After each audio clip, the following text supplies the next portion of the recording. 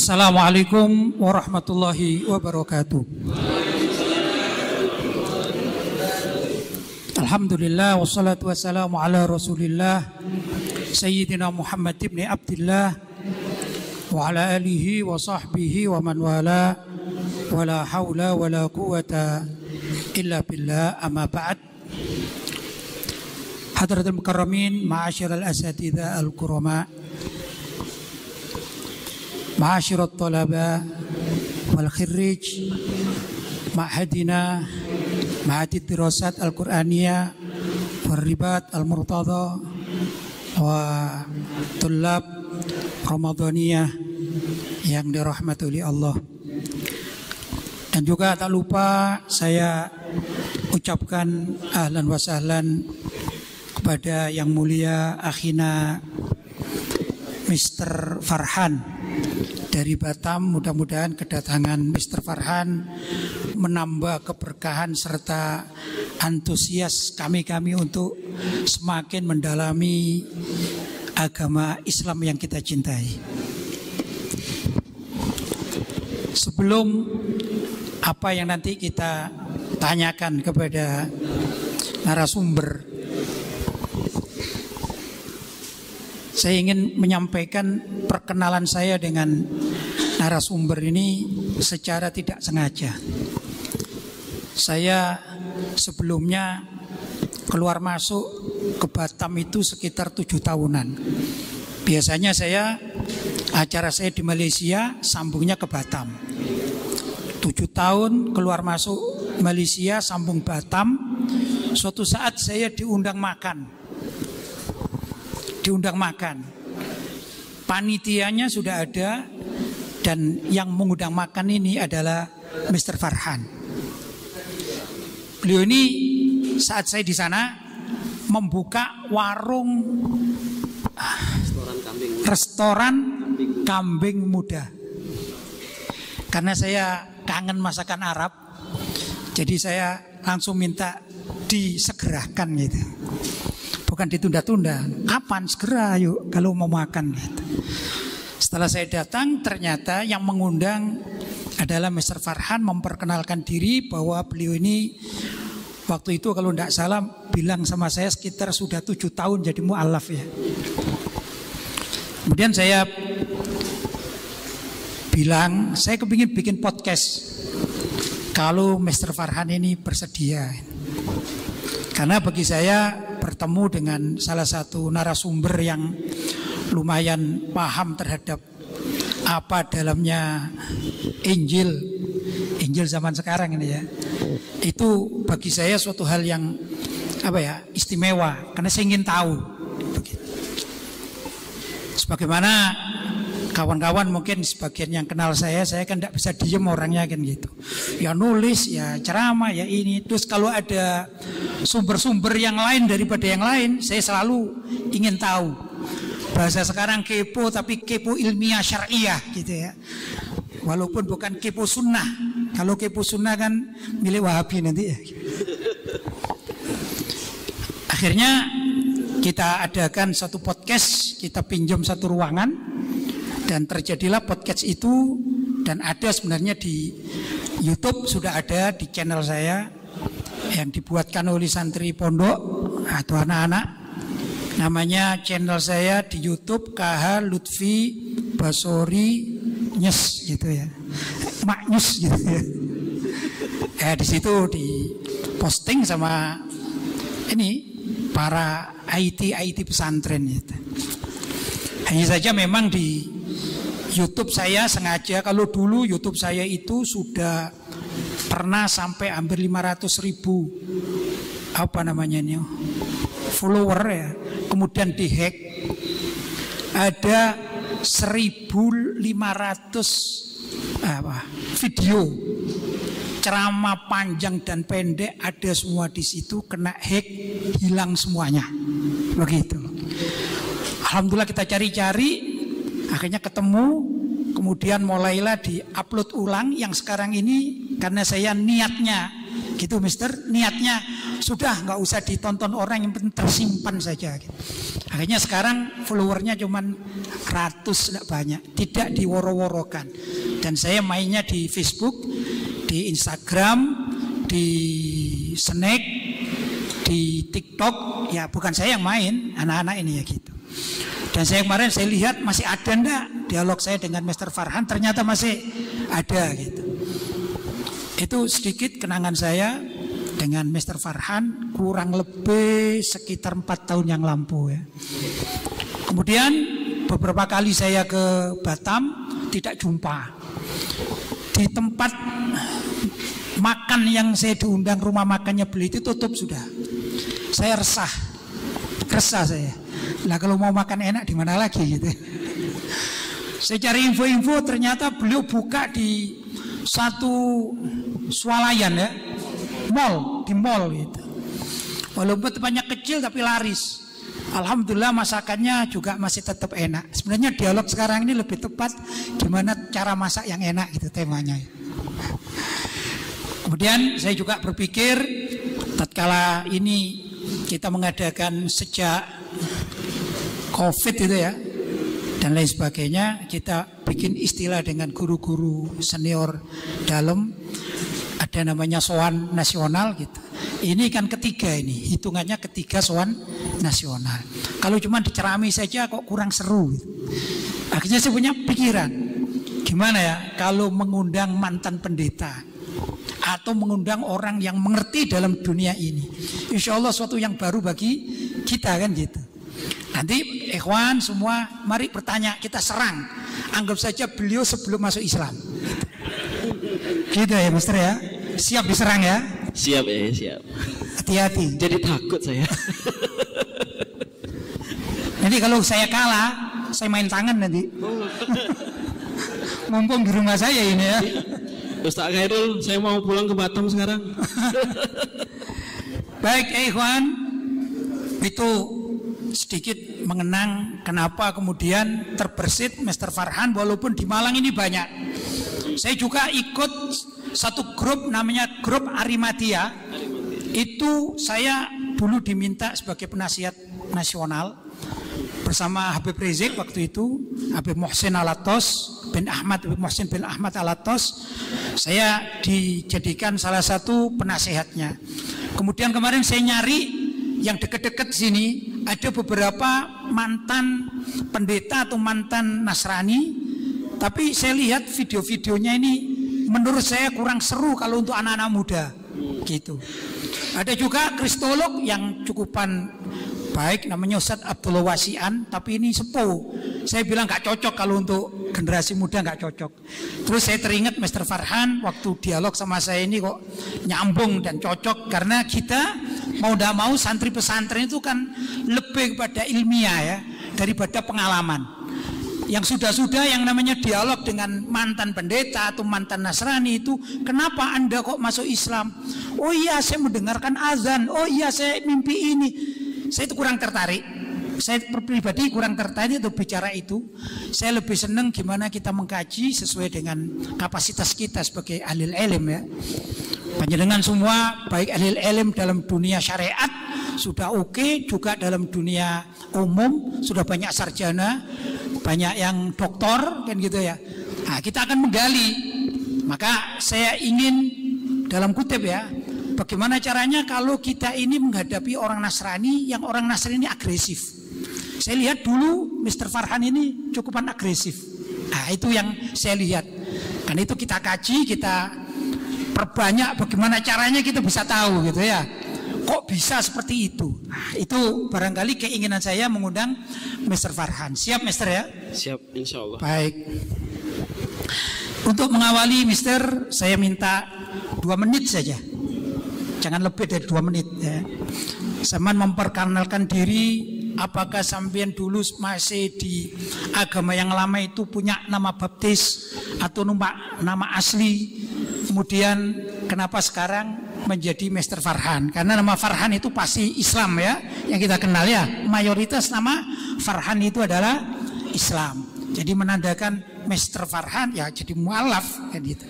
Tentu kita kepingin tahu nama baptisnya siapa dulu, kemudian mungkin punya nama asli di keluarga, silakan.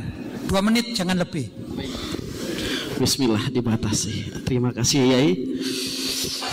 Assalamualaikum warahmatullahi wabarakatuh. Alhamdulillah. Thanks for having me here. So why do people call me Mr. Farhan? Because I'm an English teacher. Jadi semua orang panggil saya Mr. karena memang profesi. Jadi bukan mau minta dihargai lebih. Jadi kepada saudara-saudara semua, Mr. itu hanyalah nama.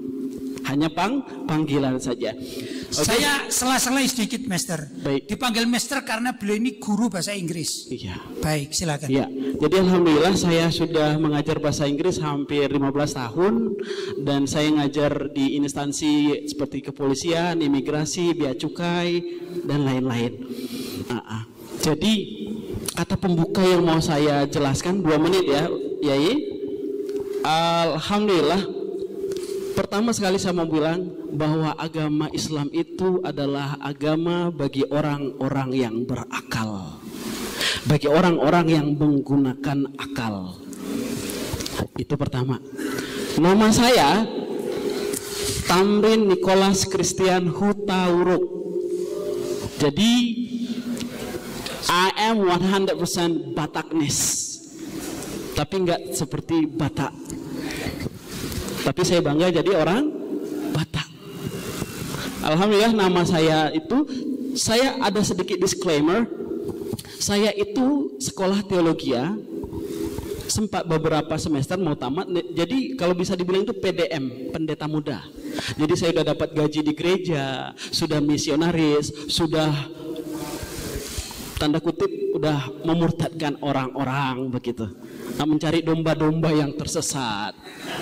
Padahal yang tersesatnya itu adalah saya sendiri. Nanti kita lanjut di situ. Jadi saya berasal dari kota Medan dan merantau ke Kepri. Jadi kalau nama baptis itu hanya didapat di Katolik. Kalau saya Protestan. Gereja pertama saya itu adalah HKBP dan saya tahun 90-an saya ada juara 1 cerdas cermat Alkitab se-kabupaten dulu. Tapi alhamdulillah ketika saya masuk Islam, alhamdulillah saya juara 1 MTQ mualaf tingkat provinsi, tapi pidato, bukan seperti suara yang luar biasa hebat tadi. You have a great voice, sir. Really. Big boss. Jadi terima kasih. So far one more time, thank you for having me. Saya sangat bahagia. Mister, kalau bisa pakai bahasa Madura saja. Karena di sini tidak ada bahasa Inggris, saya nggak paham bahasa Inggris. Iya. Kalau Madura saya paham. Baik, kata Sultan Samu Sakoro kemarin itu adalah bahasa Inggris Timur Tengah. Jadi mereka bahasa Madura selama dari mobil dari bandara semalam. Jadi begitu perkenalan singkat, nanti kita lanjut lagi. Begitu, oke. Baik, terima kasih. Baik, tema kita pada siang hari ini adalah apakah Yesus itu Tuhan? Kita minta kejelasan, jadi saya minta bukan naudzubillah min dzalik, bukan berarti mengatakan Mr. Farhan ini masih Nasrani, bukan. Tapi gimana sih dulu tatkala masih Nasrani kok bisa lama gitu jadi Nasrani ya? Kok gitu? Tahun berapa? Masuk Islamnya tahun berapa? Atau usia berapa? Yang pasti usia di atas 30. Oh tidak, masuk Islamnya itu sudah hampir 10 tahun. 10 tahun. Sekarang umur berapa? Jalan 42. 42. Ya berarti 32 ya. 32. Orang usia 32 itu pasti sudah dewasa dalam berpikir kan begitu. Sudah ya? Sangat dewasa. Kenapa Mister sejak bagi kami ya, bagi kita balik usia 15 tahun sampai umur 32 kok masih meyakini gitu bahwa Mister harus di tempat Kristen itu. Dan kenapa kok saat itu masih menyembah Yesus itu? Ya. Yang ingin saya tanyakan. Jadi kalau pertanyaan ini dilempar kepada saudara-saudara kita yang ada Kristen di luar sana, jawabannya itu satu saja. Karena sampai saat ini agama Kristen itu menganggap Yesus sebagai Tuhan karena doktrin. Selesai. Karena doktrin dan dogma oleh bapak-bapak gereja. Karena di dalam Alkitab tak akan pernah Anda dapat Yesus mengaku I'm the Lord and worship me. Gak akan pernah. Apa itu artinya? Akulah Tuhan, sembahlah aku. Gitu. Jadi doktrin, dogma. Jadi saudara kita yang di luar sana itu sampai sekarang memegang teguh keyakinan itu karena dogma, tidak lebih daripada itu. Doktrin. Baik, saya bisa memahami itu. Karena di Islam pun ada dogma atau doktrin ya. Contoh, kenapa kita haji harus ke Ka'bah? Satu. Kenapa kita sujud pun harus menghadap Ka'bah? Kita tidak bisa menjawab. Kenapa sebabnya? Karena itu doktrin. Saya bisa memahami itu. Kalau begitu, kenapa Yesus dikatakan sebagai Tuhan?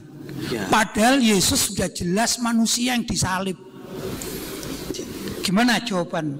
Jadi, Mister, ketika kami kuliah teologi itu, kita didoktrin bahwa kita harus percaya doktrin Allah Bapa, baik, not Allah but Allah. Jadi sebenarnya orang Kristen itu harus berterima kasih kepada kita orang Islam karena apa? Mereka memakai ALLAH. Itu bahasa Arab.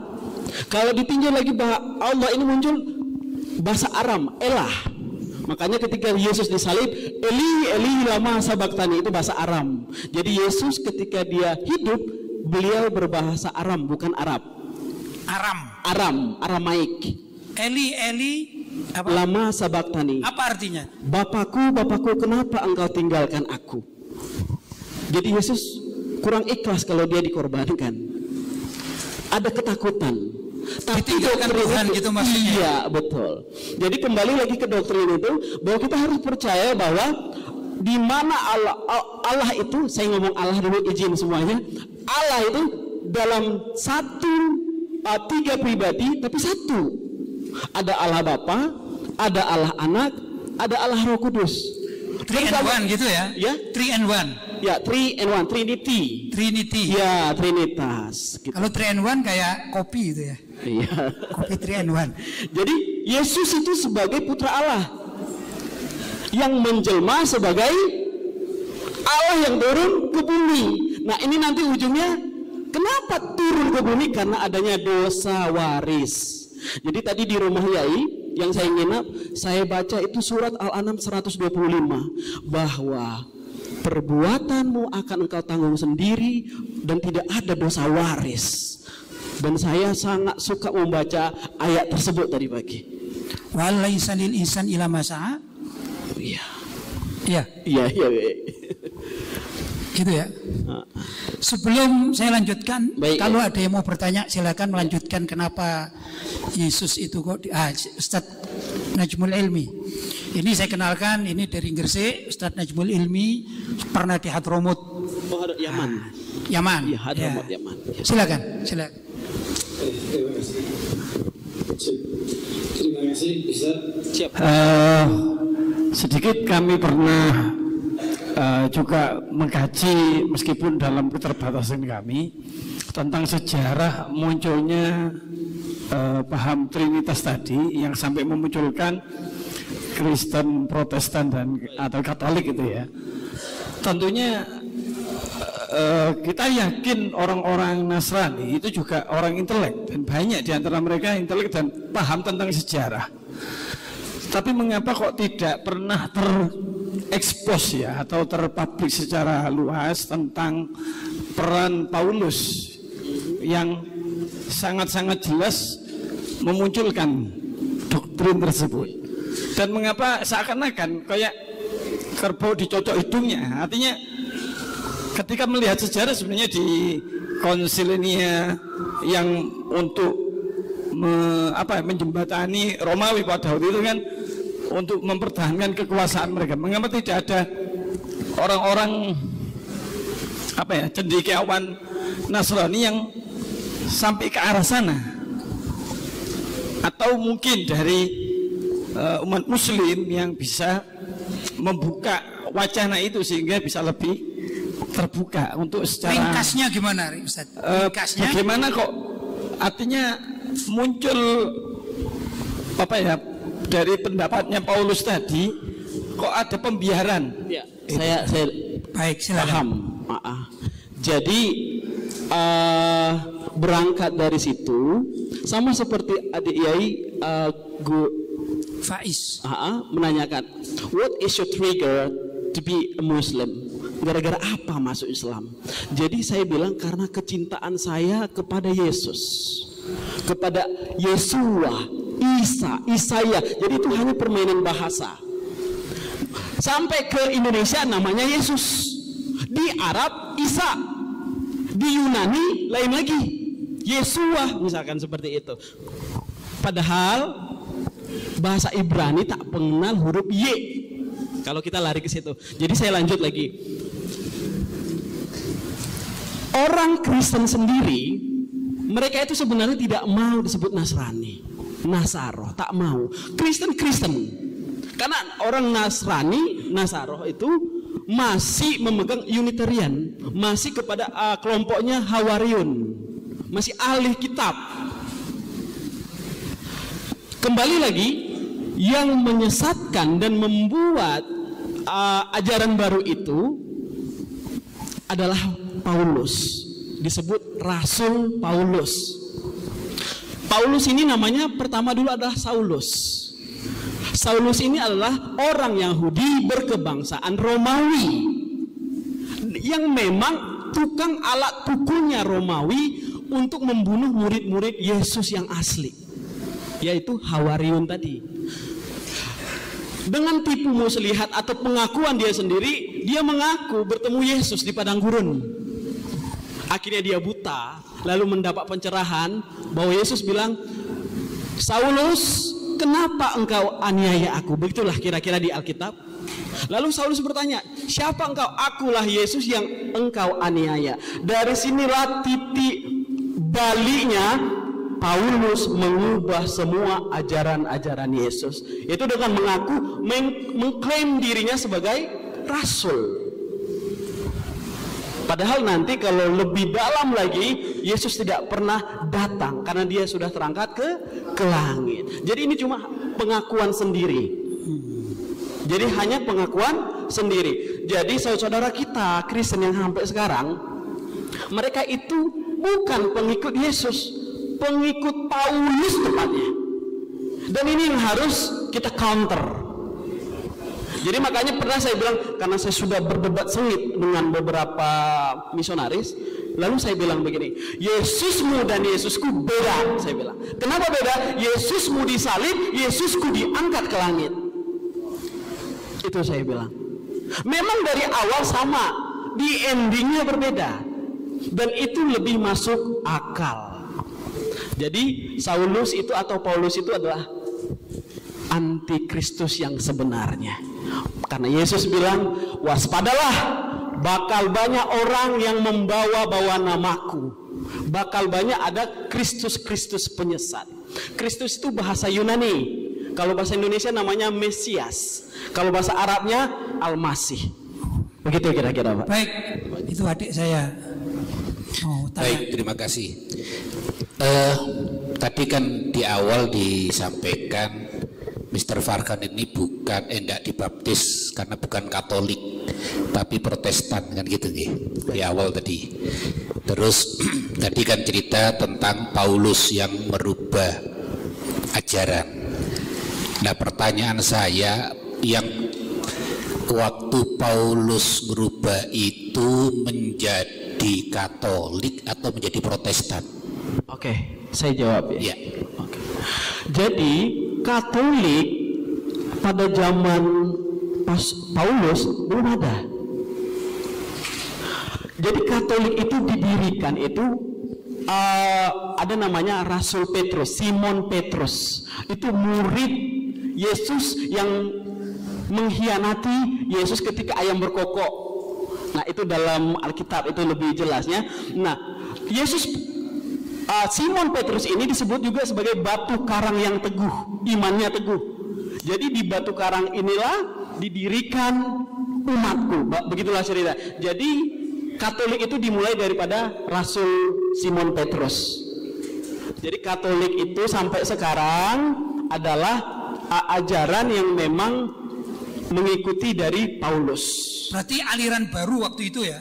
Aliran baru waktu itu, dan juniornya itu adalah Protestan. Itu dimulai ketika Martin Luther. Sebelum Protestan dan Katolik tadi apa namanya? Yang masih ngikuti Hawariun. Istilah di dalam bahasa Nasrani itu apa Hawariun itu? Kalau Hawariun itu murid-murid Yesus tepatnya. Itu aja. Murid-murid Yesus. Karena setelah peninggal Yesus hanya menyisakan 12 murid. Makanya kalau ada lukisan Yesus di tengah, ada perjamuan kudus tuh, inilah darahku, minumlah, dan inilah dagingku. Itu 12 murid Yesus yang tersisa. Karena satu orang sudah meninggal, yaitu Yudas Iskariot. Baik. Mungkin kalau waktu Paulus itu bukan Katolik, terus jarak antara Paulus memproklamirkan itu ajaran baru dengan mulainya Katolik itu lama enggak? Oh, lama sekali. Bahkan antara Yesus dengan Paulus tidak jumpa, karena Paulus sendiri secara seperti Yai dengan Ante masih jumpa. Paulus tidak pernah berjumpa, hanya dalam mimpi pengakuan, bertemu dengan mendengar suara saja. Begitu ya.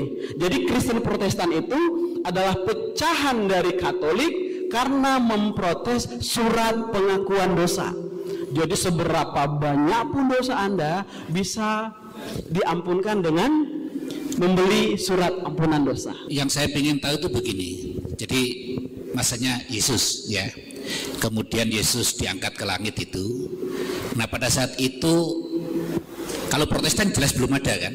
Belum. Ya. Kemudian sampai ada Katolik, sampai ada Paulus sama Katolik. Katolik dengan Paulus duluan mana? Paulus dulu. Jadi setelah Nabi Isa diangkat, kemudian ada periode kosong. Ya, kosong dalam arti kekristenan. Ya, kosong dalam arti kekristenan. Kemudian ada Paulus, baru kemudian ada Katolik. Iya. Begitu. Iya, begitu. Berarti tadi yang mendirikan Katolik bukan murid Yesus. Bukan murid Yesus gitu. Paulus. Lihat. Ajaran Paulus. Ada periode setelah Nabi Isa diangkat ke langit. Kemudian mungkin pada saat itu masih banyak orang yang beriman kepada Nabi Isa.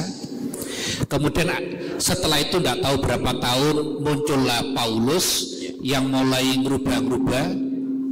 Kemudian ada periode berikutnya adalah Katolik, betul gitu ya, periodisasinya. Ya. Baru setelah itu kemudian nanti di belakang ada Protestan. Ya, Protestan dan ribuan denominasi gereja lainnya. Sebut saja Anglikan, Metodis, Baptism, Mormon. Itu berbeda dengan Protestan. Berbeda. Dengan Katolik juga berbeda. Oke. Berbeda. Sama seperti Advent, contohnya ya. Enggak, karena mungkin bagi kita di sini Islam, ya. Enggak usah, saya enggak usah nyebut bagi alumni PIK ya wis itu. Ya, bagi alumni PIK ngertinya cuma dua, Katolik dan Protestan. Yang Protestan ini yang menamakan dirinya Kristen. Iya, betul. Gitu kan? Iya. Kalau Katolik berarti mereka tidak menamakan Kristen. Iya. Jadi baru-baru ini setelah kami pelajari, orang Katolik itu lebih senang disebut kami bukan Kristen, kami Katolik. Katolik lebih agama Katolik. Iya, Katolik tok. Dan kalau bisa di KTP jangan Kristen, Katolik. Nah, begitu. Padahal mereka itulah Kristen Katolik. Baru ada Kristen Protestan. Begitu ya. Baik. Ya. Saya persilakan, mungkin dari kawan-kawan ada nanya, silakan. Sambil saya selangi. Ini ada Gus Ali, ini juga pengasuh pesantren. Putranya ada di sini juga. Silakan. Saya mungkin agak menyimpang ya. Jangan menyimpang, Gus. Nanti jadi aliran sesat. Maksudnya akan menyamping. Oh, Mungkin mau bertanya kambing udah tadi. Oh iya. Iya. Saya agak menyamping ya. Alumni ini kan banyak yang menjadi pendakwah ya. Kita hanya yang ingin tahu aja praktisnya saja. bagaimana Kristen apa istilahnya menuntun domba-domba sesat itu masuk Kristen itu pakai metode apa sehingga kita tahu oh biasanya itu ciri ini lek kate ngejak Kristen modelnya ini model begini. Kita yang praktis saja yang di lapangan, jadi gak sampai sejarah Paulus. Ini tidak mau nambah ilmu. Enggak aku nambah makan. Sing logis, sing didepi iki ya apa sih ngono tok lho. Ya, jadi yang menyamping dan menyimpang ya. Terima kasih. Silakan. Ya, jadi saya pertanyaannya tadi itu penting bagi yang memang mau ilmiah betul. Kenapa ada Katolik? Kenapa ada Kristen? Sebenarnya Paulus ini siapa? Kan begitu. Jadi nyambung tadi. Nah, pertanyaan Mas Ali ya. Iya, itu lebih mengena kepada permasalahan yang memang sering dihadapi di masyarakat. Nah, saya kasih bagaimana menjadi seorang misionaris yang handal. Caranya jangan dipraktekin. Ini misionaris Qurani gitu ya. Iya. Dan cara counter attack-nya nanti juga ada. Kalau waktunya cukup. Cukup insya Allah sampai malam ya. Ibaratkan saya ini datang kepada Anda. Jadi saya mau ceritakan bagaimana saya dulu. Izin ya. Silakan. Jadi ini udah cocok banget ya. Tinggal pakai dasi. Ada Alkitab. Teman saya bawa gitar. Ketok pintu rumah. Nggak peduli Islam, Buddha, Kristen, Mormon, Advent, tak peduli. Shalom. Kalau shalom itu bahasa Ibrani, shalom alaikum. Kalau kita assalamualaikum, hampir sama artinya. Oke, tapi nggak usah dijawab. Oke, shalom ketuk. Kalau di dalam Islam sunnahnya 3 kali kan, baru balik. Kalau enggak, sampai dibuka atau sampai ada orang. Bila perlu, lihat kaca. Memang nggak ada adab, memang begitu ya. Lanjut. Jadi dibuka pintu. Jadi kita nggak disuruh berdiri, kita berdiri. Kita nggak disuruh duduk, kita berdiri. Bagaimana tetap untuk bersuara, membuat orang itu jangan sampai menutup pintu. Kami ada datang, kabar baik dari Yesus, bla bla bla bla bla, sampai bawa majalah tuh, majalah apa semua kita kasih tahu. Intinya, saudara boleh Islam, tapi kalau mengaku Yesus dengan mulut dan percaya dalam hati bahwa Yesus adalah Tuhan, engkau akan diselamatkan. Mau engkau Islam atau tidak, sholat pun tak apa-apa. Itu bujuk rayu yang pertama. Yang kedua, tidak ada jalan kepada Bapa kalau tidak melalui aku. There is no way except Jesus. Jadi engkau tidak mau agama apapun, kalau tidak ada Yesus tak akan masuk surga. Begitu. Jadi kita harus meyakinkan dia, Jesus is the Savior. Jesus juru selamat. Karena lalu diambil Alkitab, ditunjukin. Nah, lebih dalam lagi, baru kita menyerang. Kalau imannya lemah, kita menyerang Qur'annya. Coba cek, nama Muhammad itu di dalam Al-Quran berapa kali? Masuk nih. Nama Yesus lebih banyak disebut daripada nama Muhammad. Masuk. Makin terserang psikologisnya. Baru kemudian, Yesus itu rela mati di kayu salib. Jadi cerita fiktif Yunani masuk. Ini cerita fiktif Yunani, cerita dewa-dewa Yunani yang dibawa Paulus dari Yunani sana masuk ke Trinitas. Begitu Bapak. Jadi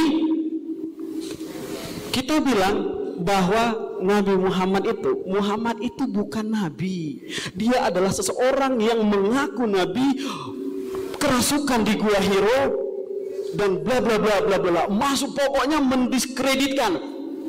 Dan maaf kata nih Yai, bahkan kami diajari bahwa Nabi Muhammad itu adalah seorang pedofil, punya penyakit sipilis. Real, fakta sampai sekarang.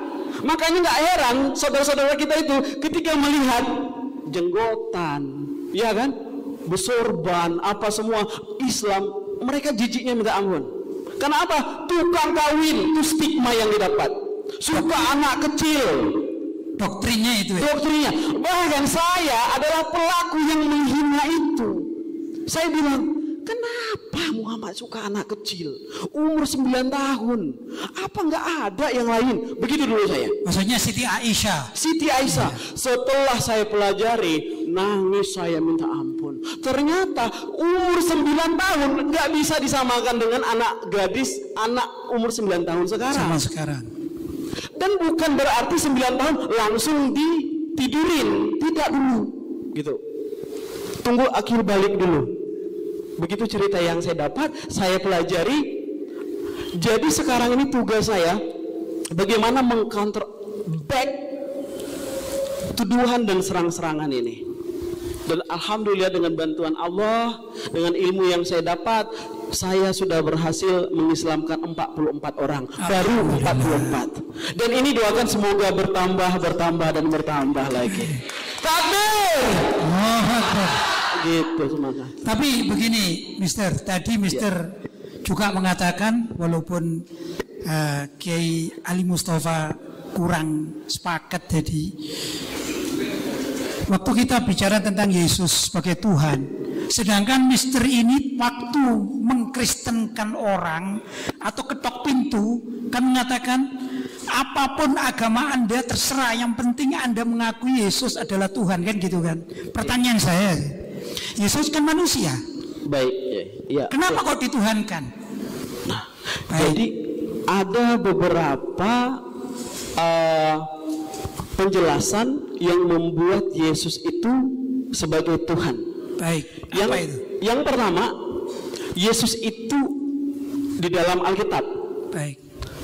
Tapi saya buat tanda kutip dulu, karena Alkitab itu yang sekarang itu adalah hasil revisi demi revisi demi revisi. Dan kebenaran yang paling Anda wajib tahu, ada Injil Matius, Markus, Lukas, Yohanes dan seterusnya. Penulisnya pun tidak diketahui siapa. Namanya Matius, tapi bukan Matius yang nulis. Namanya Injil Yohanes, bukan. Jadi ini adalah karangan.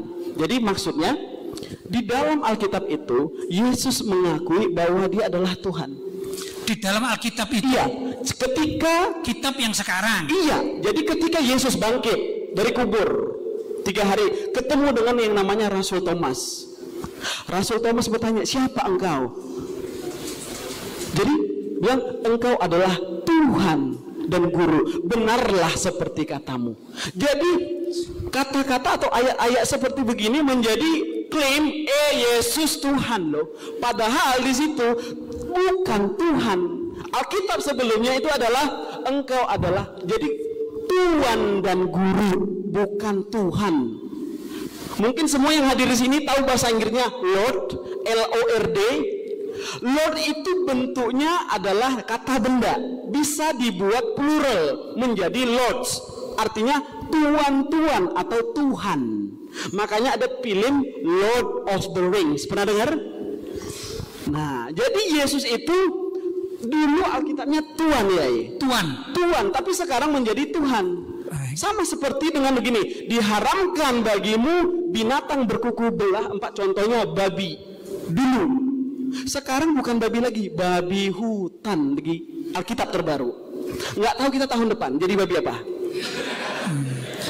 Baik, Mister. Baik. Tadi kan Yesus dianggap sebagai Tuhan ya. Baik. Ya. Tatkala Yesus dianggap sebagai Tuhan itu dipersepsikan sebagai Allah atau sebagai manusia. Ya, seperti kembali lagi ke doktrin bahwa ada Allah Bapa, ada Allah Anak, ada Allah Roh Kudus. Jadi Yesus perjanjian lama itu adalah Allah Bapa. Perjanjian baru Allah menjelma menjadi putra. Baik. Perjanjian terakhir Yesus naik ke surga, dikirimlah Roh Kudus atau Rohul Kudus. Kalau di kita Jibril itu. Kalau mereka mengakui itu adalah oknum ketiga. Sebelum saya persilakan Gus Syafa, tapi saya mau kotimai dulu. Saya masih penasaran kenapa orang Kristen mengatakan Yesus itu Tuhan. Di sisi lain katanya Yesus itu manusia. Itu saya belum bisa menerima ya. Tentu sebagai orang Islam ya. Saya justru bisa mendebat gitu. Kenapa kok orang Kristen sujud kepada manusia walaupun dikatakan Tuhan? Kan sesama manusia. Setahu saya juga Yesus makan, ya kan, minum, sakit perut kan begitu kan. Kenapa kok disembah? Monggo sebelum dilanjut ini Gus Syafa, silakan Gus pertanyaannya. Dulu. Tadi kan saya tanya tentang metode apa itu mengajak untuk masuk Kristen kan. Nah sekarang kemudian sampean sekarang sudah masuk Islam. Sekarang metode untuk mengembalikan mereka, serangan mereka mengajak orang Islam ke Kristen, bagaimana senjata makan tuannya itu bagaimana metode ini? Metode jenengan mengislamkan orang Kristen berarti kan mengembalikan daripada doktrin-doktrin yang sesat tadi, memasukkan doktrin itu ketika apapun agama Anda itu pokok Tuhan Yesus kan begitu. Nah sekarang metode apa? Ini yang praktisnya saja. Terima kasih. Baik, silakan. Ya. Bismillah. Jadi ini berdasarkan dengan pengalaman saya. Ketika saya masuk Islam, saya cerita 1 menit. Keponakan saya, alhamdulillah sekarang beliau dosen di salah satu perguruan tinggi di Medan. Perempuan, keponakan yang memang dulu saya selalu pergi dan ajak ke gereja bersama-sama. Kurang lebih begini. Kalau Ami artinya paman. Kalau di sini dia bilang tulang. Tulang kenapa masuk Islam? Tulang itu paman. Bukan tulang ini. Nanti kalau saya kasih tahu engkau masuk Islam. Tidak, karena saking sayangnya anak kakak kandung saya. Dia beli tiket langsung ke Kepri tanpa pemberitahuan kepada ibunya. Kepri mungkin maksudnya Batam ya? Ya, Kepulauan Riau. Ya. Sepulang saya ngajar jam 10 malam, jumpa dengan dia di rumah. Dari jam 10 sampai jam 2 pagi, seminggu itu berturut-turut saya cuci otaknya dengan metode yang mengembalikan masuk kami itu, bagaimana domba-domba tersesat itu menjadi betul-betul domba yang bukan tersesat lagi. Pertama sekali yang saya bilang, saya pergi ke toko buku, saya beli 2 Alkitab. Makanya tadi saya bilang sama Ustaz Nafik sama Ustaz Zohri, ada nggak Alkitab? Saya bilang, saya mau debat ilmiah betul-betul bagaimana buat orang atau seperti kita ini meng-counter attack mereka dengan kitab mereka sendiri. Jadi intinya yai, kitab mereka adalah senjata utama untuk membuat mereka kembali ke Siratal Mustaqim itu. Jadi saya bilang sama keponakan saya, dia bukan orang bodoh, S2 sekarang. Jadi saya bilang begini, Nur, nama dia Nur. Apa ukurannya dibilang kitab suci itu tetap menjadi suci? Itu pertama saya bilang. Kitab suci dikatakan tetap kitab suci kalau tidak ada kontradiksi. Number 1 saya bilang. Tidak ada ayat yang saling bertentangan. Tidak ada kesalahan-kesalahan.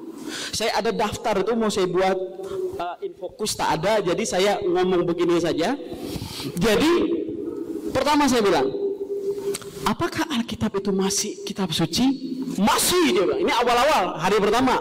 Lalu saya terangkan di mana di dalam kitab Raja-Raja sama 1 Tawarik itu pertama senjata saya pertama, saya suruh buka di Alkitab pertama 1 Tawarik. Dia baca, lalu saya bilang, sudah, kamu baca sudah. Itu di kitab apa? Dia bilang kitab Raja-Raja, nama The King ya. Ada nama kitabnya, kalau kita Al-An'am atau Al-Baqarah gitu. Nah sekarang coba lihat ini, yang sama saya itu 1 Tawarik. 100% kitabnya sama, tulisannya sama, plagiatnya sama. Padahal ini nabi yang berbeda. Berabad-abad bedanya. Apakah Tuhan itu kurang ilmu atau kurang inspirasi sehingga 2 dua nabi atau dua kitab ini sama persis plagiatnya, titik komanya sama. Nabi siapa itu? Dua nabi. Kalau di Tawarik itu sama di Raja-Raja itu lebih kepada Samuel. Satunya penulisnya hampir sama, Samuel. Di kitab Raja-Raja 1 dan 2 gitu. Yang satu lagi di Daud, Raja-Raja. Jadi berbicara tentang raja gitu. Satu raja, satu nabi gitu. Iya, kalimatnya sama persis. Iya, yang jadi intinya adalah dua kitab yang berbeda berabad-abad ini sama persis isi dalamnya. Berarti ada plagiat. Baru yang kedua. Jadi ada beberapa cerita di dalam Alkitab itu, ada pasukan 40.000 berkuda dan ini pasukannya cuma 4.000. Beda 0. Ini saya itu ada sekitar hampir 100-an lebih data-data yang memang ada keganjilan. Lalu saya bilang sama keponakan saya, apakah masih suci kalau ada kesalahan seperti ini? Jadi Yai, itu dulu saya serang, kitab sucinya dulu. Nah, yang kedua, baru lari ke doktrin bahwa Yesus itu tidak pernah mengaku bahwa dia adalah Tuhan. Bahkan saya bilang ke keponakan saya akan masuk Kristen lagi kalau memang kamu dapat Yesus mengaku dia sebagai Tuhan. Berarti yang ngakui Yesus sebagai Tuhan itu kelompok apa? Yang pertama itu adalah Paulus, ajaran Paulus. Katolik. Kalau untuk sekarang Katolik dan Kristen pastinya ya. Oh. Ya. Nah, kembali yang itu sudah Yai Kak, saya ke Yai yang tadi. Ya. Kenapa sampai sekarang Yesus itu disebut Tuhan, masih percaya begitu? Karena orang Kristen itu berpikir begini.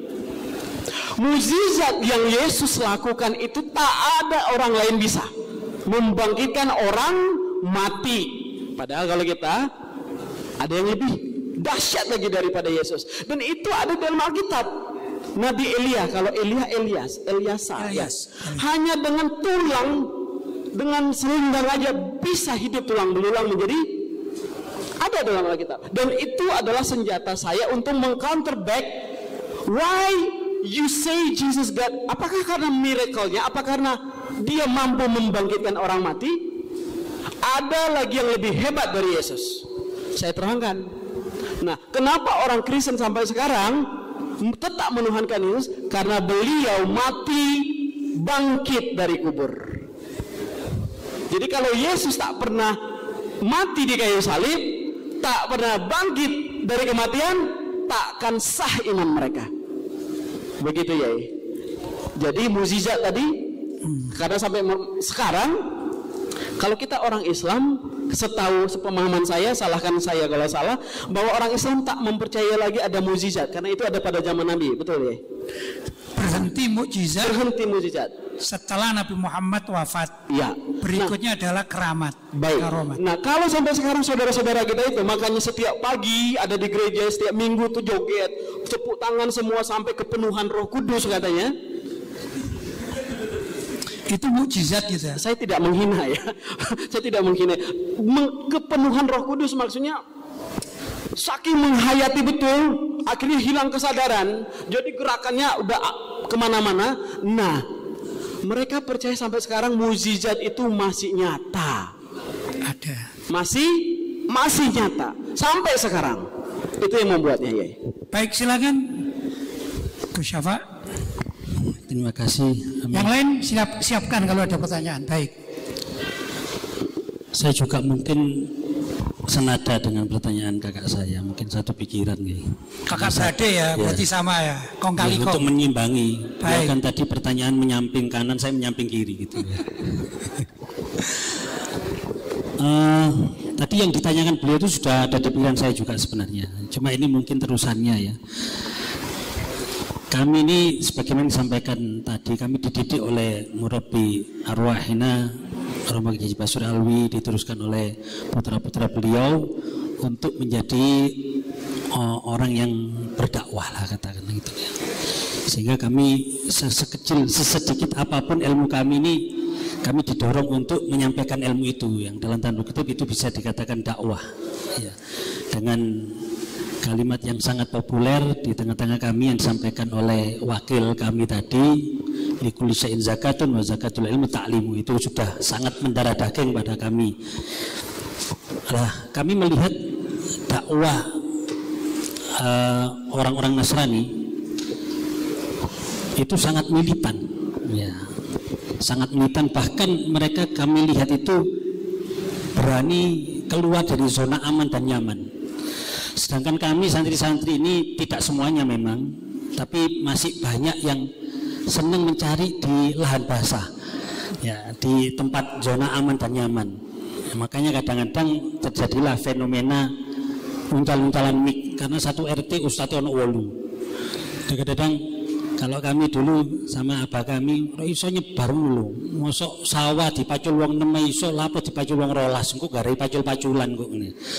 Artinya kita kadang-kadang kurang berani keluar dari zona aman dan nyaman. Sedangkan mereka, orang-orang Nasrani itu sampai masuk-masuk ke pedalaman, sampai meninggalkan keluarga, meninggalkan kenyamanan gitu. Nah, ini saya mau tanya, apa sih motivasi mereka kok bisa seperti itu? Barangkali bisa bermanfaat untuk kami agar lebih semangat untuk berdakwah, meneruskan misinya beliau Murabbi Arwahina untuk bisa menyebarkan ilmu, karena thalabul ilm itu wajib, otomatis ada kewajiban yang berikutnya yaitu al-amalu bih dan juga nasruh, ya, menyebarkan ilmu juga punya kewajiban. Jadi kami ingin tahu kenapa sih mereka kok begitu militan sampai keluar dari zona nyaman dan zona aman, berdakwah di pelosok-pelosok, di tempat-tempat jauh, bergaul dengan suku-suku pedalaman yang jelas sangat primitif. Itu kita akui bersama ya, mereka sampai masuk ke Irian Jaya, ke Afrika, itu mereka berani semacam itu. Apa yang membuat motivasi mereka, atau motivasi materi, atau motivasi doktrin, atau apa? Itu yang ingin kita tahu, dan semoga kita bisa menjadi pendakwa-pendakwa yang militan. Dan kita sudah dicontohkan oleh Ami Lutfi ini termasuk militan dan sering keluar dari zona aman dan nyaman. Ya, di zona sampai pertengkaran gitu. Iya, zona konfrontasi pokoknya, sing rame-rame gitu. Itu sebenarnya beliau sudah mencontohkan kepada kita untuk berani berdakwah itu jangan di zona aman dan nyaman, pokoknya oleh berkat ambil. Ya, itu sing rodok kendel gitu lah, itu bagaimana motivasinya, ya. Ya, alhamdulillah, dan itu juga yang membuat saya mau diundang ke sini, karena saya suka dengan karakter dan prinsip yang beliau pegang. Karena saya pelajari bahwa ya Ami Lutfi ini NU-nya itu NU yang tegak lurus, sama dengan Mbah Maimun. Takbir. Kalau tidak begitu, takkan saya datang. Kalau bukan NU yang itu, saya tak akan datang. Demi Allah saya bilang. Karena apa? Sakit hati saya membekas sampai sekarang. Kenapa saya bilang? Saya ketika masuk Islam, saya yang membuat mengundang para petinggi-petinggi EPI ke Karimun. Saya tutup judi 2 minggu. Saya ditawari 10 juta per bulan. Saya itu perang dengan orang Syiah. Ini really bisa dilihat di YouTube. Jadi saya itu betul-betul mau masuk Islam, benar-benar mau cari yang lurus. Saya tak mau main-main. Jadi melihat karakter beliau, oh ini dia yang bagus tuh, ini dia yang lurus. Karena ada yang bengkok-bengkok. Nyamping enggak ya? Nyaman di zona nyaman. Yang basah-basah dia mau. Lanjut, jangan ke situ. Jadi ke pertanyaan, kenapa mereka begitu militan? Contohnya saya, kurang militan apa saya? Kami punya program namanya adalah KKS, Kebaktian Kelompok Sel. Kebaktian Kelompok Sel pecahan daripada ibadah mingguan. Ibadah mingguan cuma 1 kali seminggu ya. Tapi kami buat menjadi 2 atau 3 kali, namanya jadi satu jamaah nih dikelompokkan menjadi 6 orang, 6 orang, 6 orang. Dan punya target 1 minggu itu wajib bawa 1 jiwa. 1 minggu 1. Di prospek, di follow up nih, 1 bulan wajib harus bisa dibaptis.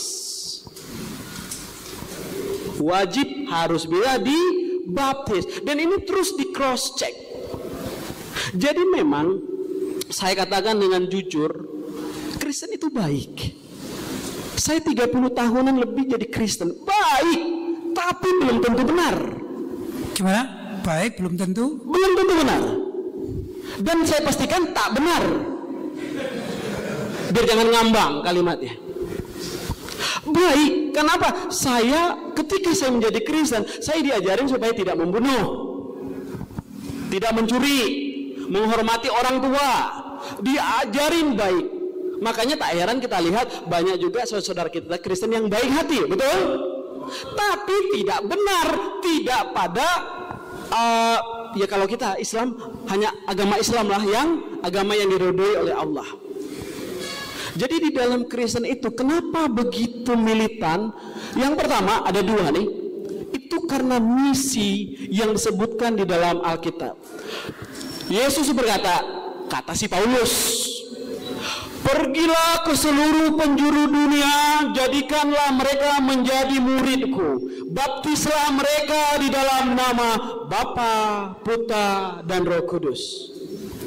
Inilah misi Injil, makanya ada gospel tuh. You know gospel? Ya ujung-ujungnya penjajahan juga, betul? Tapi orang sana mengklaim Islam disebarkan dengan pedang. Itu hanya ngomongan, dibuktikan tak terbukti. Justru sebaliknya. Jadi yang kedua, kenapa begitu mereka militan? Satu tadi karena ketulusan hati, karena dari ajaran doktrin Alkitab. Yang kedua, karena mereka itu betul-betul disupport full finansial.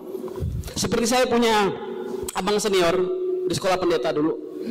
Beliau diutus ke Pulau Burung dan pulau-pulau yang lain. Itu membuka jemaah tuh dibantu.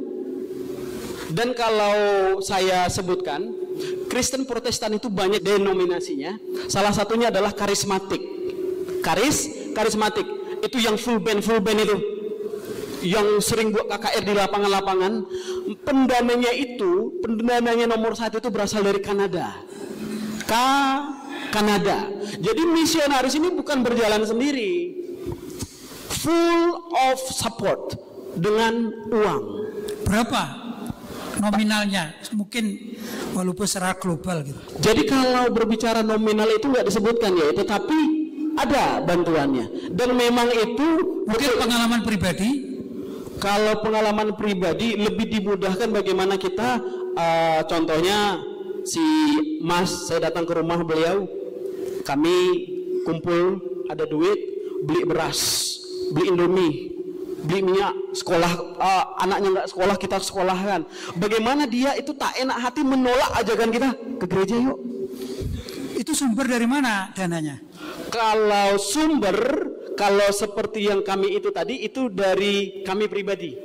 Dari pribadi. Tetapi kalau untuk membuka gereja, contohnya ini pemukiman Muslim, itu terstruktur tuh. Kita koordinasi dengan RT, RW, bla bla bla sampai ke aparat-aparatnya, baru turunlah. Maksud saya kita kepingin barangkali ya gerakan kita tiba-tiba bisa gitu. Sumber itu dari masyarakat atau kumpulan sedekah dari orang-orang Nasrani yang kaya-kaya, atau mungkin dari Vatikan misalnya, atau gimana? Contoh paling konkret, ada namanya gereja Katolik di kabupaten di daerah Kepri sana. Itu waktu mau mendirikan gereja atau pemugaran gereja, itu udah gereja lama, udah termasuk kota tua. Jadi dibuat gereja itu lebih tinggi, bahkan lebih tinggi dari rumah dinas bupati. Jadi kami demo, dan salah satunya saya yang untuk menolak pembangunan gereja tuh. Dan itu dananya full disupport dari Katolik yang dari Bangka, nama kardinal. Jadi kuat memang mereka secara ekonomi, dibantu full. Jadi seperti HKBP. Jadi HKBP yang ada di Malang, yang ada di Jawa Timur, yang ada di Surabaya, itu setiap perpuluhan itu disetor itu ke pusat di Medan sana. Nanti kalau mau mendirikan lagi jemaat baru, gereja baru, disupport Kira-kira seperti itu ya. Jadi misalnya kalau Mister tahu dari mana sih, apa memang betul-betul dari Amerika misalnya ya. Saya katakan kalau Syiah, saya berkali-kali berjumpa dengan musuh-musuh Syiah itu asli dari Iran. Dapat dari pemerintahan Iran, itu Syiah. Loh, yang saya tadi disampaikan ada dana support, ini dari mana? Kalau dulu Wahabi dari Saudi. Sekarang Saudi agak sedikit kolaps, jadi Wahabinya juga tidak banyak dapat. Demikian juga dengan beberapa tokoh Syiah, menurut cerita yang terakhir sudah tidak dapat dari Iran. Nah, kalau Kristen ini atau ya Nasrani seperti tadi itu, dari mana itu uangnya? Kalau Katolik itu ya pasti dari Vatikan lah. Tapi Vatikan ini kan ada kardinal-kardinalnya itu, jadi nggak kurang lebih juga di karismatik. Pusatnya itu Vatikan itu kaya. Jadi kalau saya bilang Vatikan itu adalah yang terkaya menurut kami. Terkaya di dunia. Terkaya di dunia. Karena hampir 1,2 M semuanya begitu. Dia negara di dalam negara. Vatikan tuh. Negara di dalam negara. Loh, kalau Protestan dibiayai dari siapa? Siapa?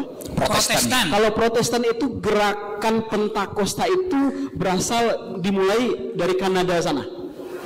Jadi pusat, saya pernah pusat uangnya di Kanada sana. Ya, Baik. Kanada. Gitu. Lanjut, ada pertanyaan? Tapi pakai lagu enggak ya? Pertanyaan enggak pakai ya? Langsung pakai. bagi, silakan. Terima kasih atas waktu yang diberikan kepada saya. Ini sebenarnya ada 4 pertanyaan, tidak apa-apa nggih? Silakan. Cuman untuk pertama saya hanya menyampaikan satu untuk Mr. Farhan. Saya lihat dari tadi itu saya amati beliau ini seperti Ahmad Dhani wajahnya, betul nggih? Ahmad Dhani Dewa 19. Karena suka lagu jadi mencermati penyanyi juga ya. Iya, Lebih ganteng Ahmad Dhani. Oke. Yang pertama, pertanyaan pertama adalah apa yang menjadikan pemicu dari Mr. Farhan ini untuk masuk Islam atau mu'alaf? Itu yang pertama. Kemudian yang kedua, mengapa orang Kristen atau orang Nasrani ini yang saya tahu dari media sosial tidak mau memakai Injil Barnabas. Kemudian yang ketiga, apakah tidak ada keinginan dari Mr. Farhan ini untuk mengembalikan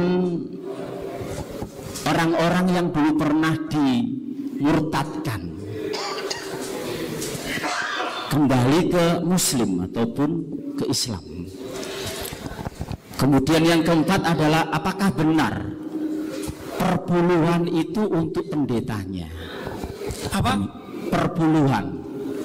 Mungkin Mr. Farhan Bisa nerangkan. Ya. terima kasih. Saya mulai dari yang terakhir biar ingatnya dari bawah.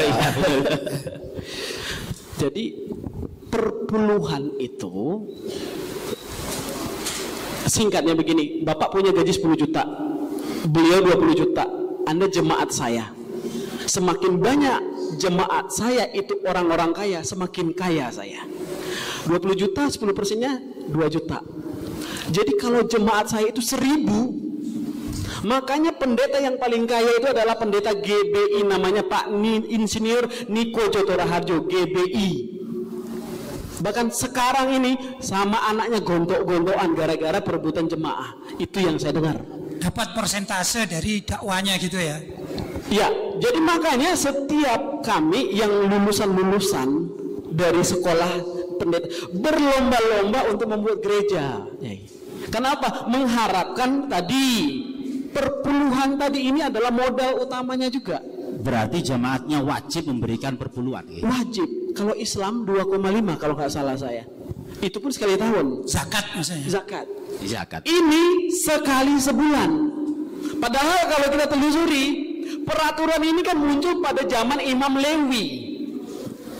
Kalau Levi bahasa Inggrisnya itu Levi's. Makanya kalau ada yang punya celana Levi's agak bertobat sedikit.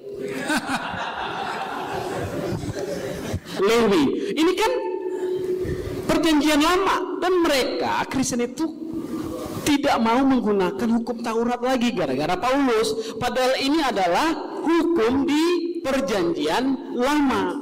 Seharusnya nggak boleh dipakai lagi. Begitu. Jadi fix persepuluhan itu untuk lain lagi uang persembahan. Persembahan itu kotak seperti kita sholat Jumat, itu lain lagi. Dan itu bisa 3 kali. Gitu. Belum lagi ibadah pagi, ibadah siang, ibadah malam. Pokoknya kalau mau kaya boleh. Yang ketiga, kalau kerinduan saya, keinginan saya pasti orang-orang yang dulu murtad pengen masuk Islam lagi. Betul. Berarti meskipun orangnya miskin ya, umpamanya jamaah tadi miskin, wajib memberikan persepuluhan. Iya. Wajib dan itu diamplopin sesuai dengan kemampuannya masing-masing. Sesuai tidak dengan ditentukan nominalnya. Iya.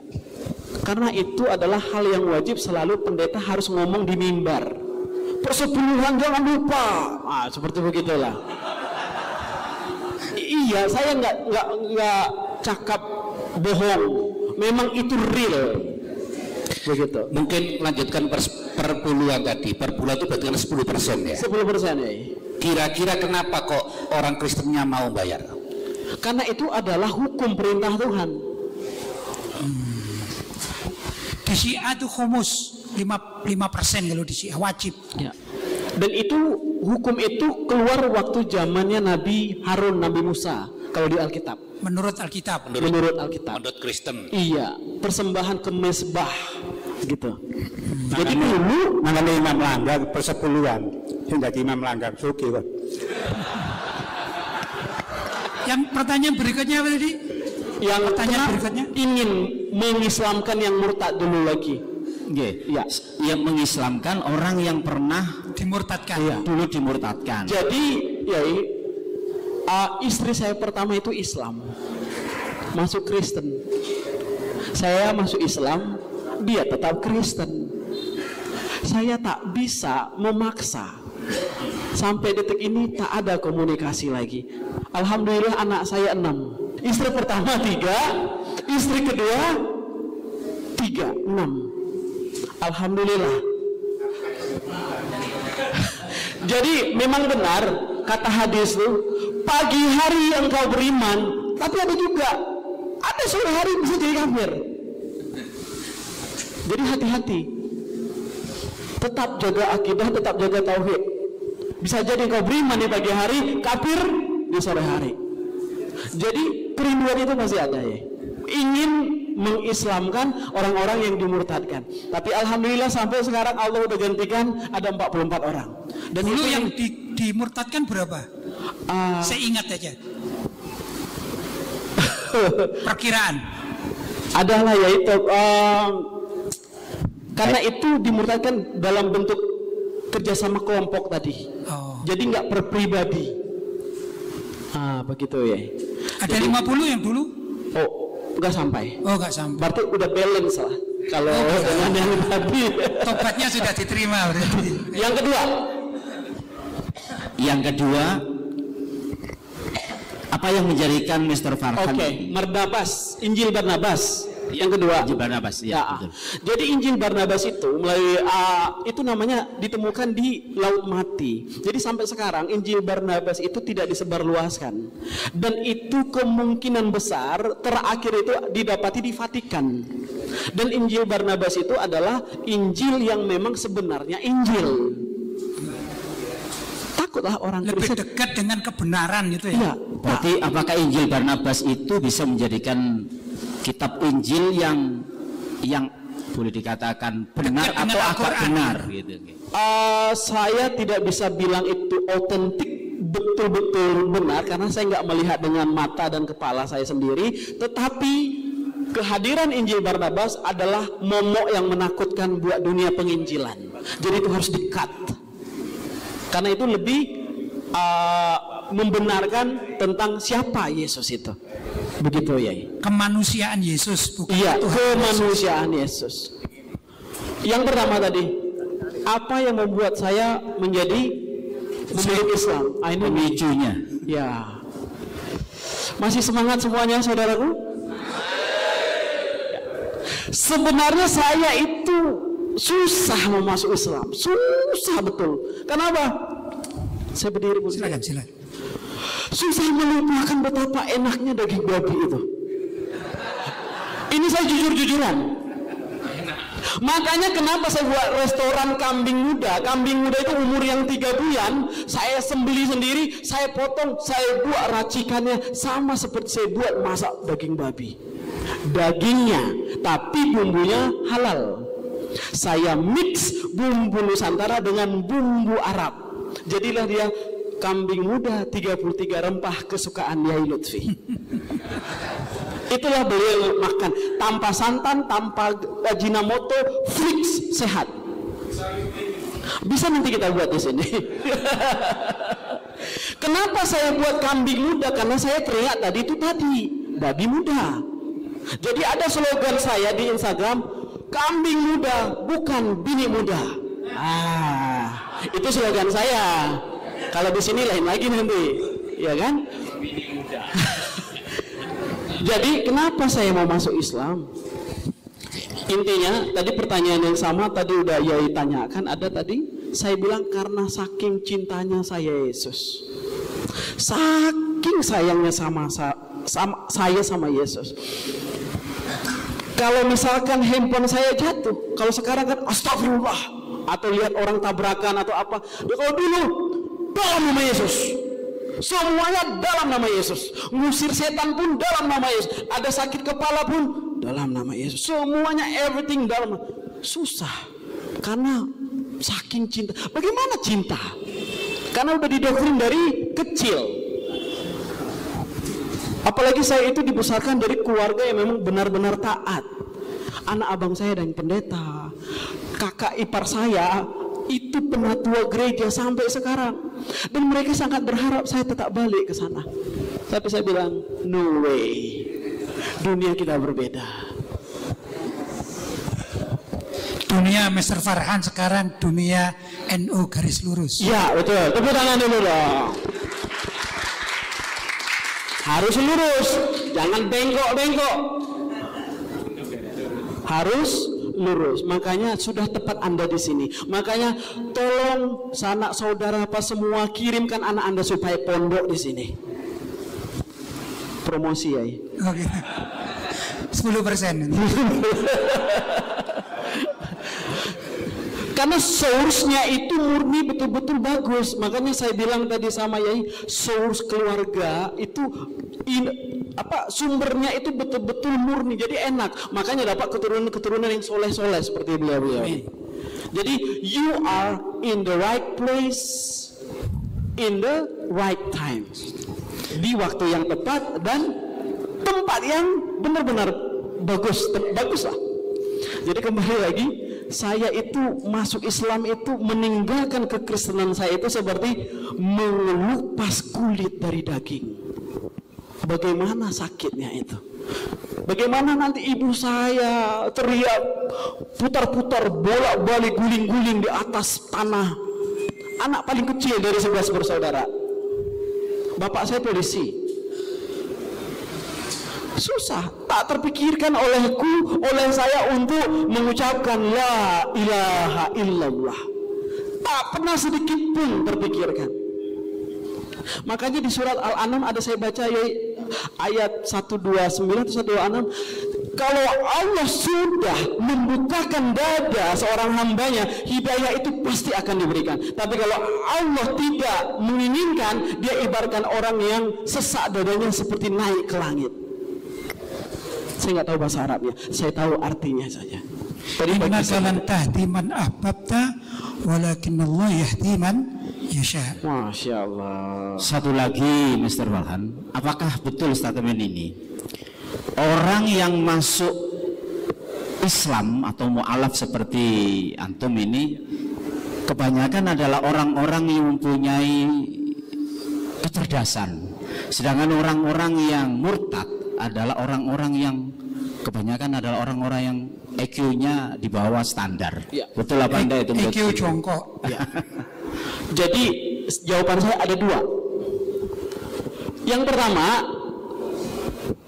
yang disclaimer dulu, kurang pintar apa profesor-profesor kita yang profesor-profesor yang ada di India?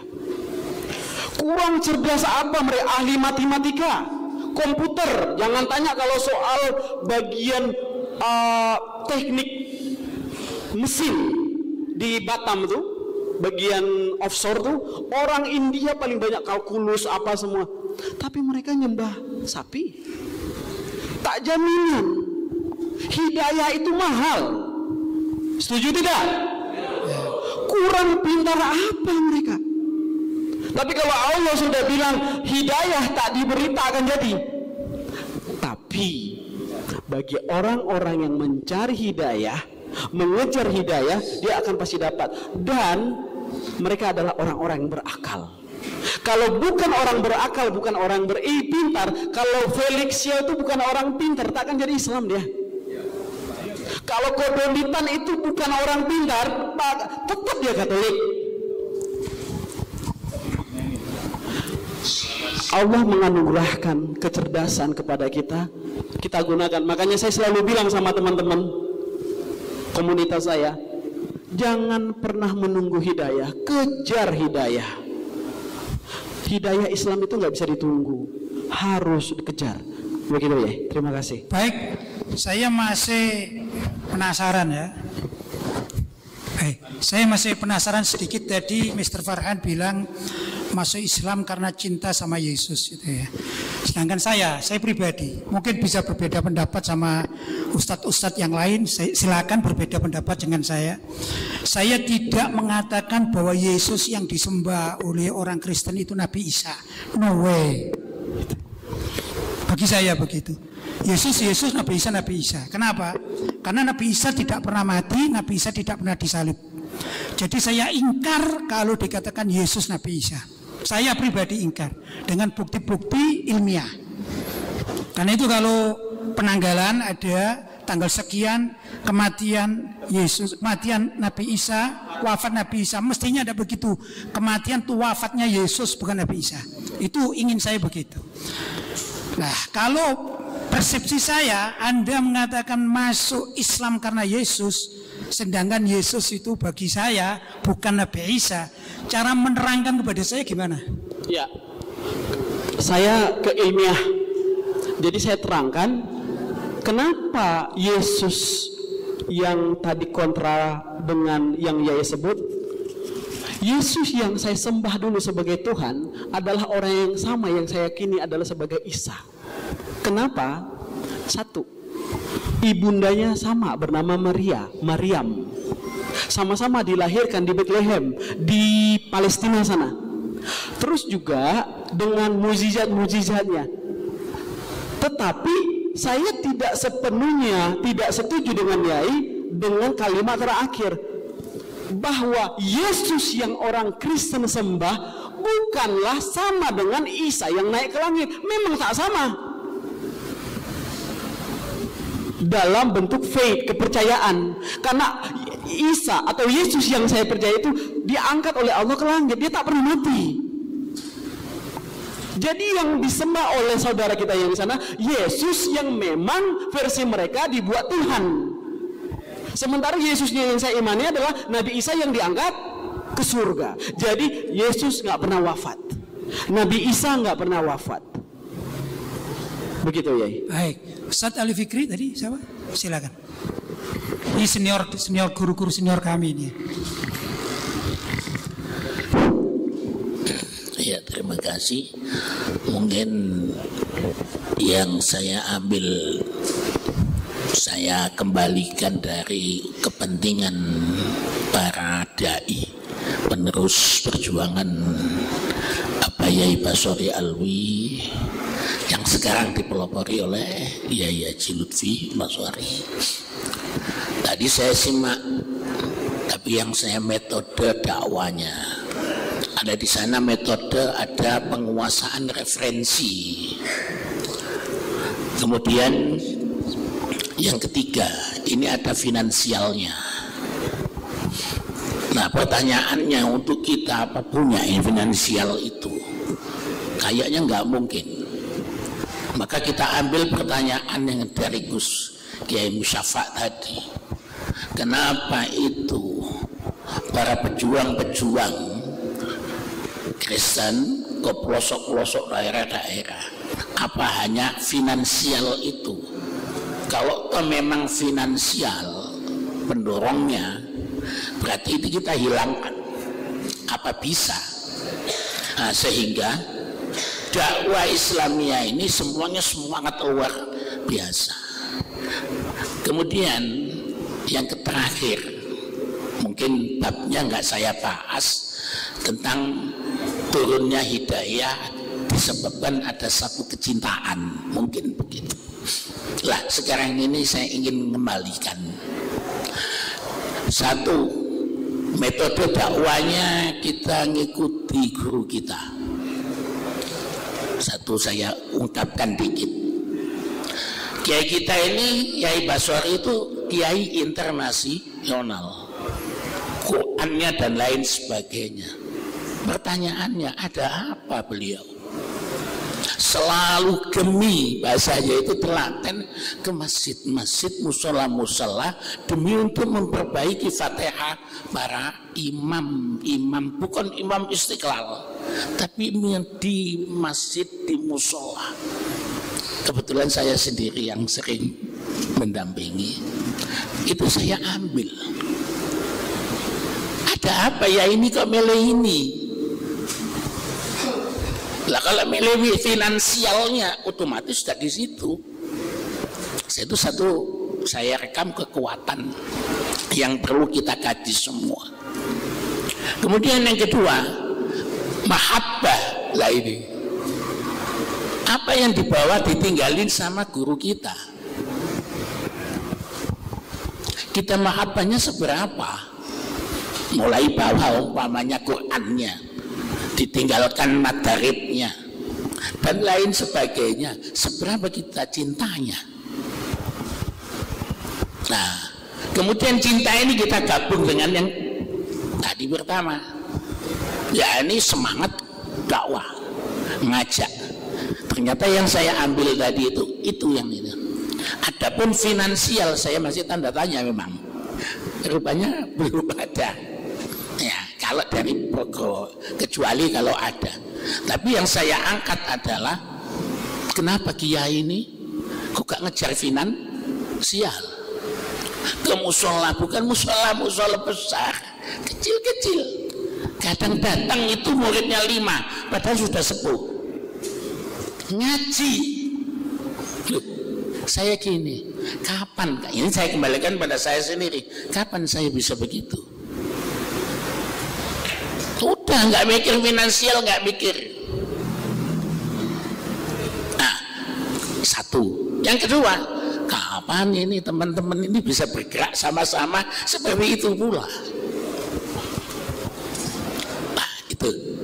Mungkin anunya, ringkasnya gimana? Ya, jadi ringkasnya ngambil sedikit cara dakwanya tadi, mungkin finansial tidak mungkin, maka semangat perjuangan satu sekarang menguatkan, nanti selanjutnya berkembang mengajak untuk mereka yang belum Islam jadi Islam. Sekarang metodenya hampir sama aja, insya Allah begitu.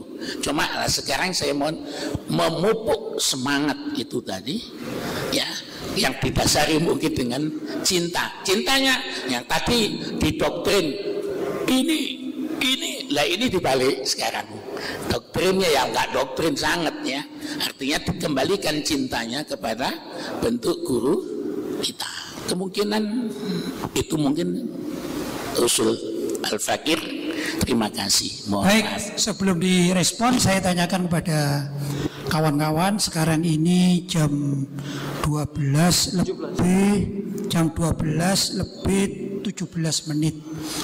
Habis ini jadwal yang kemarin disusun oleh panitia, kita makan bersama ya, sambil mendengarkan adik-adik kita Zafinan ya. Kemudian musafaha karena masih situasi halal bihalal. Nah, ini dari Ustaz Ali Fikri sebagai yang terakhir, atau masih ada atau masih lanjut, kira-kira bagaimana? Cukup atau dilanjut nanti ada pertanyaan lagi? Cukup. Saya persilakan Mr. Farhan untuk menanggapi. Silakan. Jadi saya mohon maaf ya, kurang menangkap apa pertanyaannya ke saya. Begini, saya wakili ya Mas Arya. Sebenarnya di pondok kami ini, itu ya, metode yang diajarkan walaupun berbeda server ya, berbeda server, tapi sudah hampir sama dengan seperti harus mendalami. Kalau di tempat Nasrani jadi kan gitu, mendalami kitab-kitab untuk saling dipertemukan sehingga ada kontradiksi ketemu kan gitu ya. Nah itu memang ahlinya, mungkin dalam bahasa lain ilmu kistrologi gitu ya, seperti Syekh Ahmad Dedat atau Zakir Naik kan gitu, ada yang khusus. Dan saya juga ikut di Arimatia, seperti itu saya ikut tahu itu ya. Nah itu sudah ada, cuman Kiai Ali Fikri itu ingin mengajak adik-adik kelasnya ini ya supaya menjadi orang militan seperti tata cara dakwanya orang Nasrani atau misionarisnya, begitu loh. Mungkin ada masukan pada kawan-kawan itu maksudnya. Silakan. Ya, bismillah. Jadi saya di sini bukan bermaksud menggurui, tidak. Cuma kalau berangkat dari cara bagaimana betapa militannya teman-teman saudara kita di luar sana, yang memang nomor satu itu harus dimulai dari kecintaan dulu. Cinta dulu.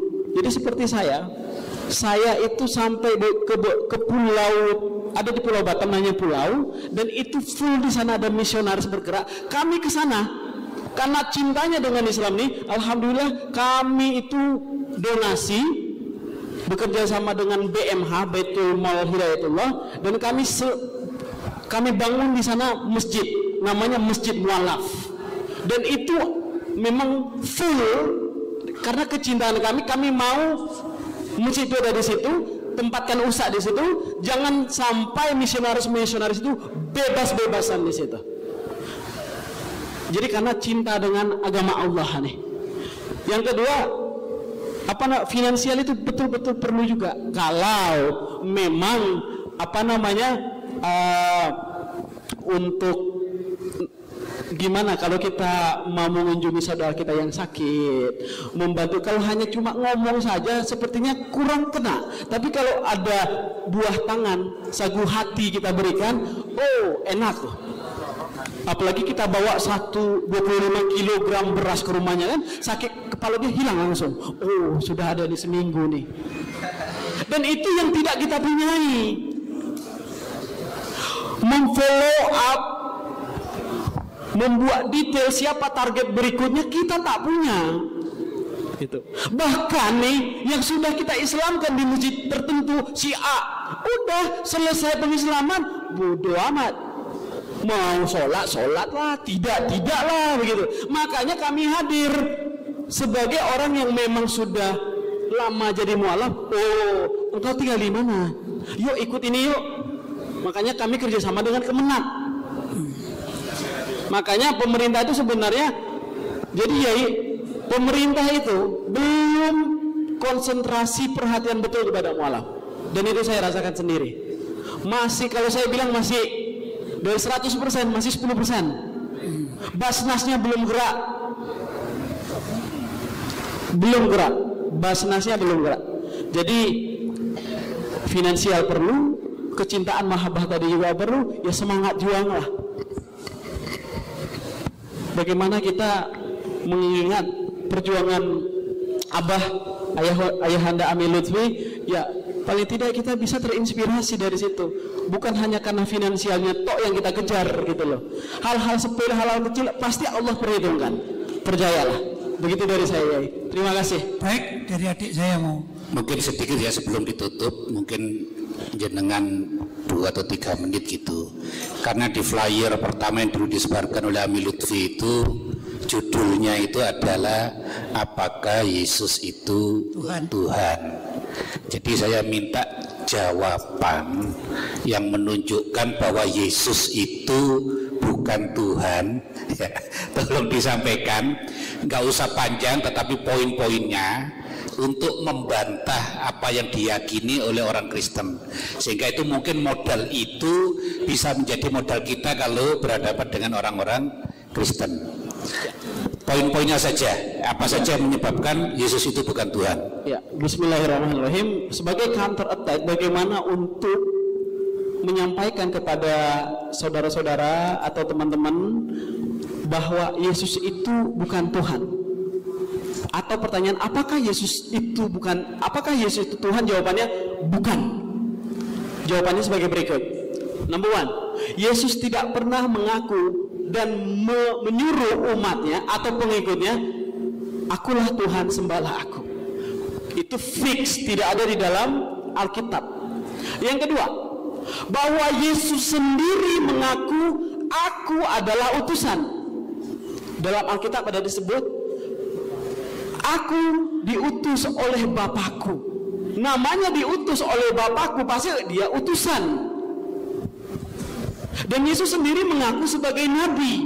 Yesus sendiri mengaku nabi di dalam Alkitab. Aku dan Bapa adalah satu. Itu adalah ayat yang selalu orang Kristen buat sebagai pengakuan. Dia satu, berarti dia Tuhan. Tidak. Bahkan Yesus bilang, aku dan Bapa adalah satu. Tetapi inilah kebenaran yang kekal itu, mengenal engkau Bapa satu-satunya sebagai Tuhan yang kekal, yang Esa. Di situ disebut Esa. Jadi ayat-ayat seperti inilah yang membuat seperti kami berpikir berulang-ulang. Yesus sendiri mengaku Bapaknya Esa. Fix itu ada di dalam Alkitab. Nanti boleh saya buatkan ayat-ayatnya lengkap semuanya. Ada daftarnya saya. Jadi yang terakhir, Yesus itu bukan Tuhan. Saya bilang 1000% iya. Kenapa? Hari kiamat itu hanya Allah yang tahu. Di dalam Alkitab dibilang hanya Bapa yang tahu. Roh tak tahu, anak pun tak tahu, yaitu Yesus sendiri. Bagaimana dia mengaku sendiri bahwa kiamat itu tidak tahu? Bagaimana dia bisa menjadi Tuhan? Yesus sendiri yang meng-counter attack, I'm not God. Aku bukan Bapakku. Pernah mungkin selalu ayat ini akan menjadi ayat pamungkas dari teman-teman kita di sana. Akulah jalan dan kebenaran dan hidup. Tidak ada yang sampai kepada Bapa kalau tidak melalui aku. Di situ sebutkan bahwa Yesus adalah kunci juru selamat. Memang betul. Pada zaman itu, waktu itu, bahwa semua harus beriman kepada Nabi Isa dengan Injilnya. Dan penutupnya adalah Nabi Muhammad dengan mukjizat Al-Quran. Jadi Yesus tak pernah mengaku sebagai Tuhan karena dia tidak tahu kiamat kapan terjadi. Bahkan dia mengesahkan Bapaknya dan dia mengaku aku adalah utusan dan dia mengaku adalah sebagai guru dan Tuhan, bukan Tuhan. Begitu Yai. Terima kasih. Alhamdulillah, dialog interaktif kita siang hari ini sudah selesai dan kita tahu apa perbedaan prinsip kita umat Islam ya, terhadap kenabian Nabi Isa, dan juga apa yang diyakini oleh orang-orang Nasrani terhadap Yesus. Ternyata ada dua. Ada Nasrani yang mengatakan Yesus itu Tuhan. Ada Nasrani yang mengatakan Yesus itu Tuhan. Ada juga Nasrani yang mengingkari kalau Yesus itu Tuhan. Nah, saya juga pernah kedatangan tamu dari Mormon, salah satu sekte di Kristen ya. Di Mormon juga mengatakan kami dari Mormon sejak ada Mormon itu sudah tidak mengakui kalau Yesus itu Tuhan, tapi Yesus itu adalah utusan. Nah di situ memang ada beberapa prinsip pertanyaan kita kan, kenapa orang-orang sudah dari kalangan Nasrani sudah tidak meyakini Yesus itu Tuhan, tetapi seperti kita juga meyakini bahwa Nabi Isa adalah utusan. masalahnya kenapa mereka kok tidak masuk Islam mengimani kenabian Nabi Muhammad Shallallahu Alaihi Wasallam. Jadi siapapun yang mengaku gitu ya bahwa Allah itu Maha Esa untuk zaman sekarang tanpa meyakini Nabi Muhammad Shallallahu Alaihi Wasallam sebagai utusan, berarti belum dikatakan beriman, alias masih dalam kesesatan yang kita secara prinsip harus siapapun yang mengaku ingin menjadi diakui iman yang sempurna, yaitu mengimani kenabian Nabi Muhammad Shallallahu Alaihi Wasallam. Ada tambahan? Ya, ada tambahan satu. Silakan. Alhamdulillah, sebagai penutup dari saya memohon doanya kepada semua, dan saya percaya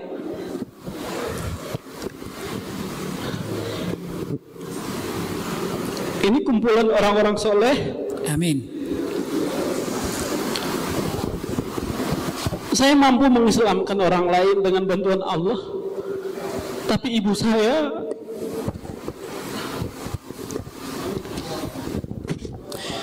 sebagian keluarga beliau belum masuk Islam, begitu. Jadi beliau menginginkan kita mendoakan yang namanya keluarga, ya kepinginnya semuanya masuk Islam, begitu ya. Terkhusus ibu saya, bahkan berangkat saya dari Batam ke sini, saya biasa pakai sepatu. 2 tahun yang lalu saya membantu ibu saya ngambil gaji pensiun polisi. Lalu ibu saya membelikan saya sendal. Dan sendal itu saya pakai. Saya bilang sama Allah, ya Allah, aku mau terbang ke sana. Aku mohon ya Allah, Iskal jamahlah hati ibu hamba ya Allah.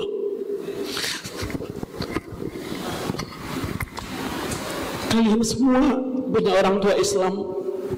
Seberapa besar pun dosa kalian, nanti pasti akan ketemu orang tua, terlebih ibu. Bagaimana dengan saya? Tapi saya tetap kembalikan hidayah itu miliknya Allah. Saya minta doanya. Ibu saya sekarang udah 84 tahun. Alhamdulillah pendengarannya masih bagus, semuanya masih bagus, tinggal lututnya. Dan saya berharap sebelum beliau dipanggil Allah bisa mengucapkan kalimat la ilaha illallah Muhammad Rasulullah. Itu saja. Assalamualaikum warahmatullahi wabarakatuh. Waalaikumsalam. Untuk respon dan menghibur Mr. Farhan ya, Anda tidak sendirian. Nabi Muhammad itu mempunyai paman yang sejak kecil beliau cintai, namanya Abu Lahab. Bahkan Abu Lahab itu sangat cinta kepada Nabi Muhammad di saat masih kecil. Tatkala Nabi Muhammad lahir dan diinformasikan oleh budaknya Abu Lahab, "Hai Abu Lahab, bahwa keponakanmu lahir." Kemudian ditanya, "Keponakanku lahir laki-laki atau perempuan?" Tatkala disampaikan laki-laki, maka budaknya yang namanya Thuwaibah itu dimerdekakan karena mempunyai keponakan laki-laki. Tapi apa yang dicatat oleh Allah, ternyata Abu Lahab tidak masuk Islam walaupun berkali-kali didakwahi oleh Nabi Muhammad SAW.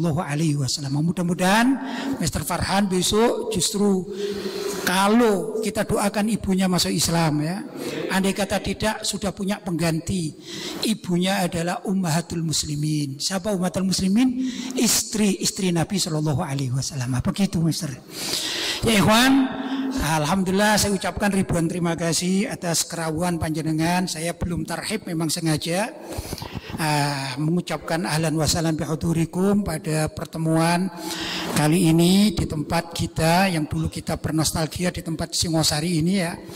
Baik dari santri PIG, santri Ribat maupun ada juga saya lihat santri Ramadan yang sebentar di sini tapi hatinya lekat dengan Singosari. Begitu karena Singosari ini kota santri.